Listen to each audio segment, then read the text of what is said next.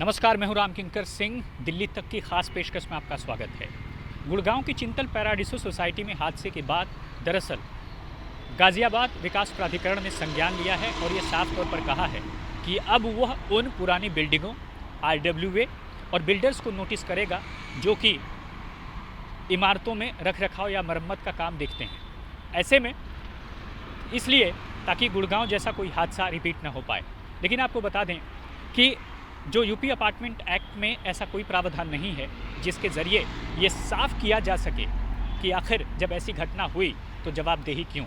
अव्वल तो ऐसा कोई प्रावधान नहीं है कि जब इमारत का निर्माण होता है, हाई राइज बिल्डिंग का निर्माण होता है, तब जो सामग्री इस्तेमाल की जा रही है बिल्डर की तरफ से वह जांच की जा सके कि आखिर वो उत्तम क्वालिटी की है या नहीं है। लेकिन जो अब तक होता रहा है वो यही कि एक स्ट्रक्चरल इंजीनियर होता है जो कि बिल्डर की तरफ का ही आदमी होता है, वह डिसाइड करता है, तय करता है कि कौन सी सामग्री का इस्तेमाल होगा और किस तरह से होगा। ऐसे में याद कीजिए कि गुड़गांव की पैराडिसो सोसाइटी में भी जब ये घटना हुई होगी उस वक्त भी स्ट्रक्चरल इंजीनियर होगा। बावजूद इसके इस तरह की घटना क्यों हुई इसका अभी तक जांच हो रही है। ये साफ बाद में पता चलेगा कि आखिर इस घटना के पीछे असल वजह क्या थी। हालांकि इस पूरे हादसे में 2 लोगों की मौत हो गई। साफ है कि आखिर ये जवाबदेही किसकी होगी। लेकिन ऐसे में जो अपार्टमेंट ऑनर एसोसिएशंस हैं जो कि पूरे हाई राइज बिल्डिंगों को देखते हैं, उनका साफ तौर पर यह कहना है कि कम से कम ये प्रावधान किया जाए एक्ट में कि जो स्ट्रक्चरल ऑडिट है, स्ट्रक्चरल डिज़ाइन है, वह देखा जाए। अभी गुड़गांव की घटना हुई नहीं थी, उसके बाद आपने देखा कि नोएडा में एक ऐसी सोसाइटी का मामला आया जिसमें वहाँ से प्लास्टर झड़ने और तमाम दरारें आने और ऐसी कई समस्याएं आईं। उसी तरह से गाज़ियाबाद की सोसाइटी में ऐसी कोई हादसे न हो, दिक्कत न हो, लिहाजा इस तरह की स्ट्रक्चरल ऑडिट की डिमांड जो अपार्टमेंट ऑनर्स की तरफ से की जा रही है। दूसरी आपको बता दें कि जब भी कोई बिल्डर या डेवलपर निर्माण करता है तो वह NOC लेता है अलग अलग विभागों से। गाज़ियाबाद में GDA से लेता है, नोएडा में नोएडा अथॉरिटी से लेता है और साथ ही साथ पर्यावरण विभाग से लेता है, फायर विभाग से लेता है।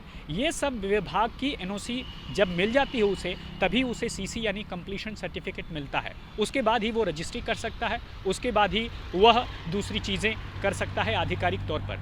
लेकिन ये आपको ध्यान देना होगा कि जब भी हाई राइज सोसाइटी का निर्माण होता है तब उसका बेस तो ऐसा होता है जो कि नक्शे के हिसाब से होता है, और जब नक्शा तय किया जाता है किसी हाई राइज सोसाइटी का कि कैसे वो होगा, वो उसका जो किया जाता है वो IIT दिल्ली, IIT रुड़की से तमाम जो इंजीनियर्स का पैनल है वो ये डिसाइड करता है।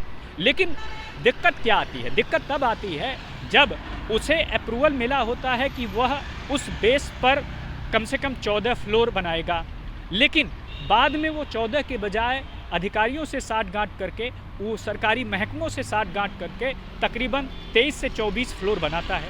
अब हाल क्या होगा? बेस या फाउंडेशन या जो उसकी नींव है वह 14 के हिसाब से थी, लेकिन उस पर बना दिए गए तकरीबन 24 से 25 फ्लोर। अब अंदाज़ा लगाइए कि नींव कमज़ोर होगी तो क्या होगा। शायद यही वजह रही कि वह गिर गया।